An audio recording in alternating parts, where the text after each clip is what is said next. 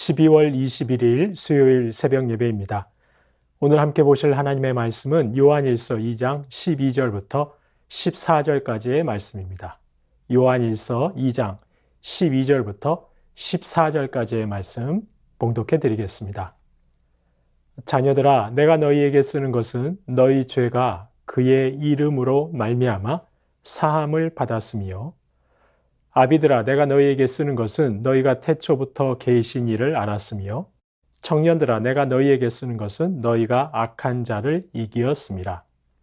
아이들아, 내가 너희에게 쓴 것은 너희가 아버지를 알았으며, 아비들아, 내가 너희에게 쓴 것은 너희가 태초부터 계신 이를 알았으며, 청년들아, 내가 너희에게 쓴 것은 너희가 강하고 하나님의 말씀이 너희 안에 거하시며 너희가 흉악한 자를 이기었음이라. 아멘.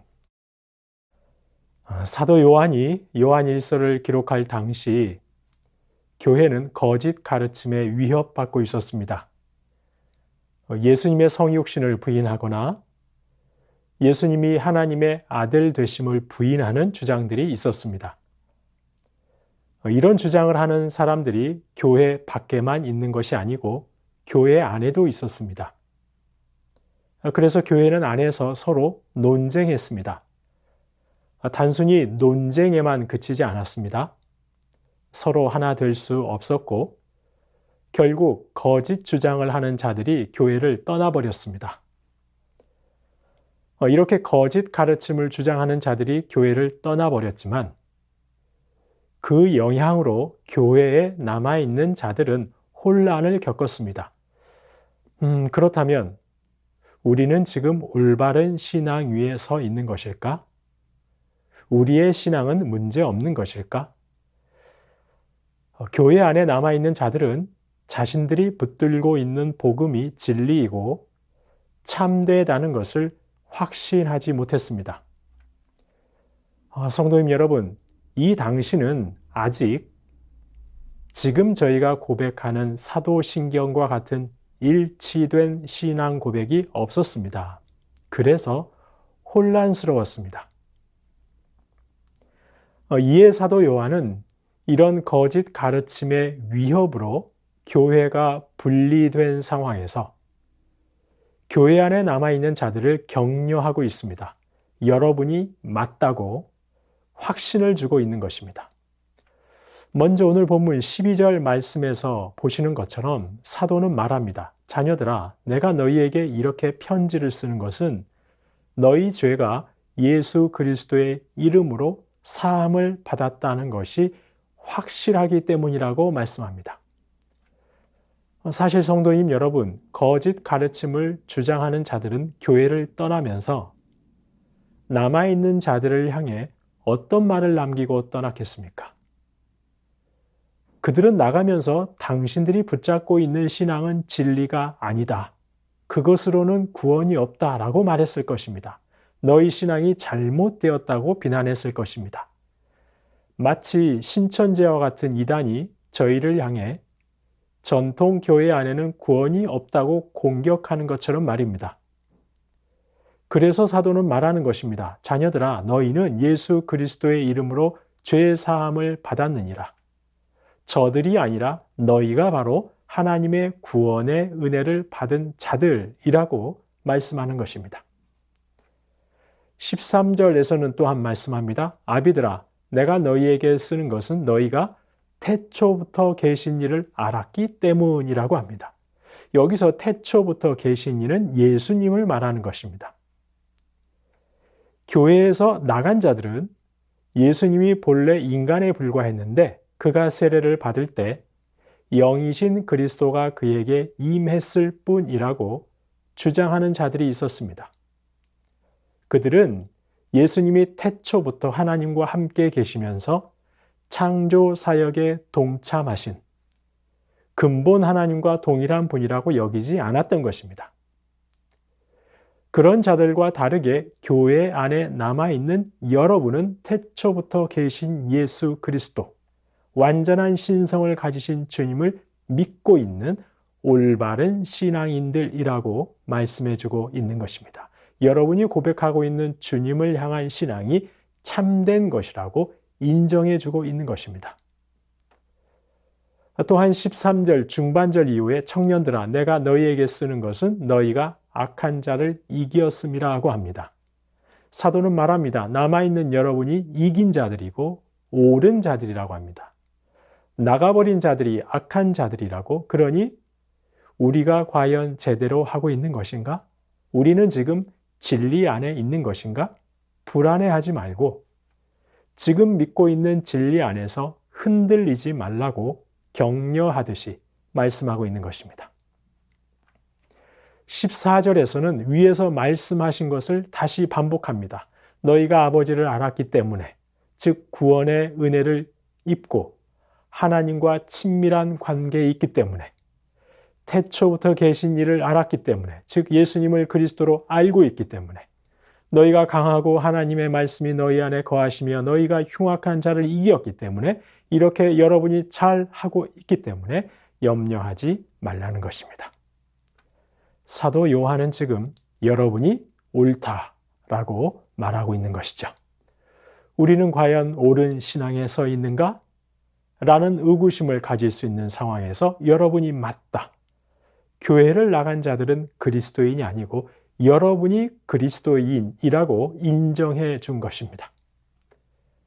성도님 여러분, 당시 예수님과 직접 교제하고 직접 가르침을 받았던 사도들 중에 유일하게 살아있던 이가 바로 사도 요한입니다. 그런 요한의 인정과 격려는 성도들에게 말로 다할 수 없는 큰 위로와 확신이 되었을 것입니다.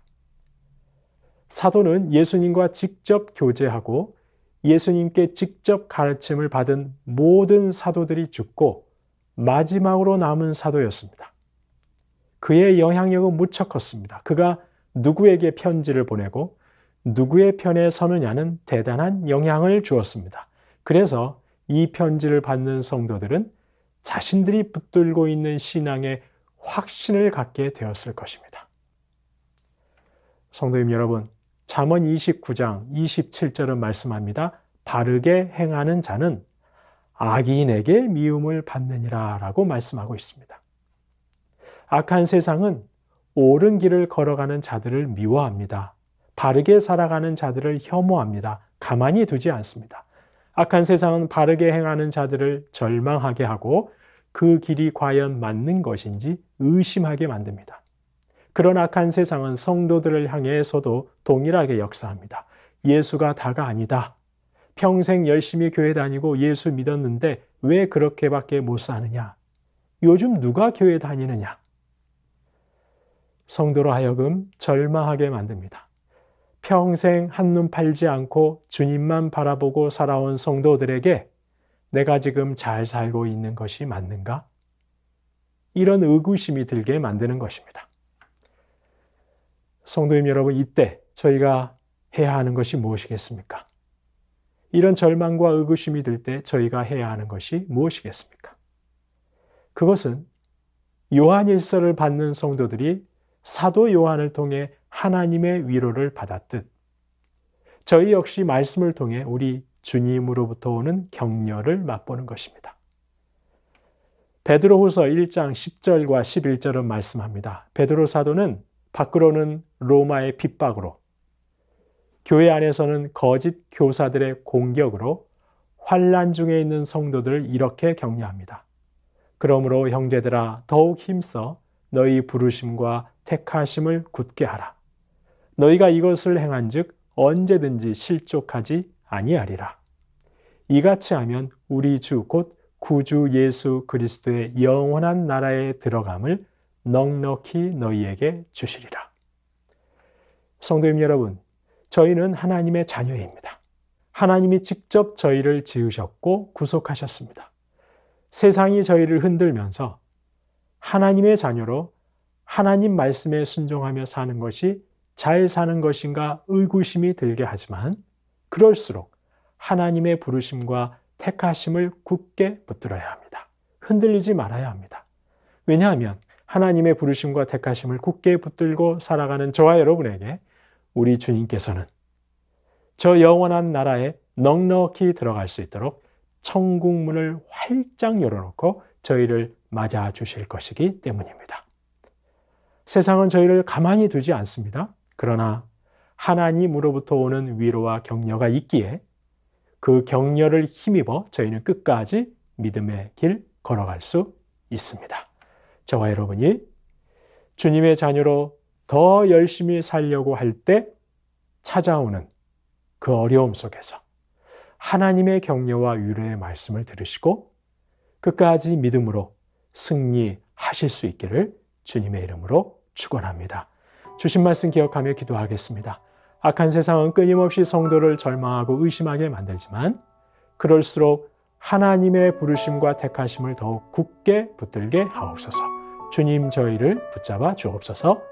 말씀을 통해 주시는 하나님의 위로와 격려를 힘입어 어떤 환난과 시련 앞에서도 끝까지 믿음의 길 걷게 하옵소서. 믿음으로 승리하게 하옵소서. 주신 말씀 기억하며 기도하겠습니다.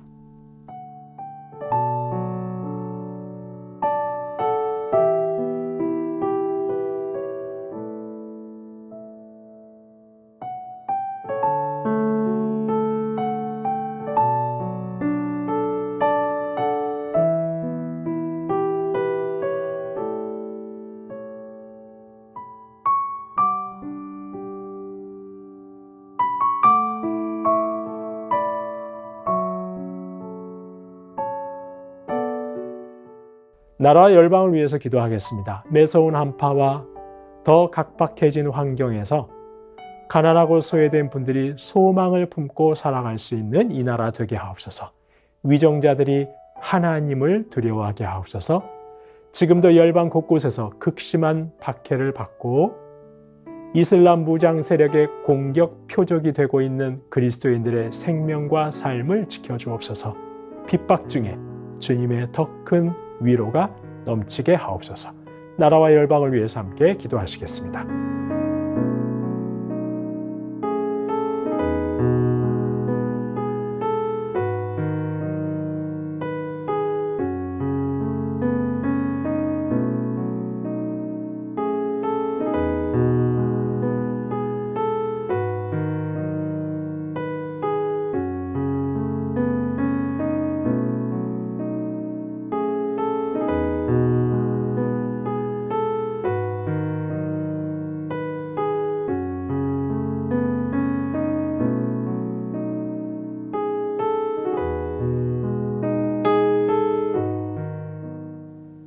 교회를 위해서 기도하겠습니다.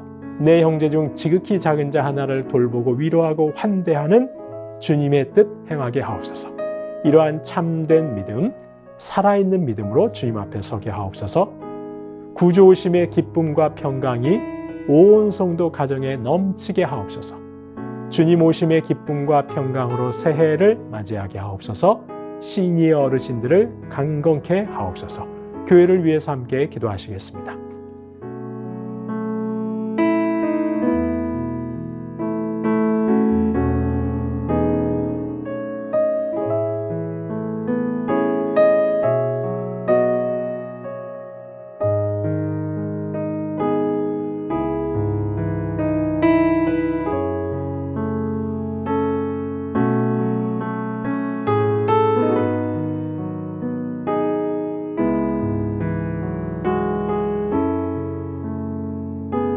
마지막으로 선교사님과 한우분들 위해서 기도합니다.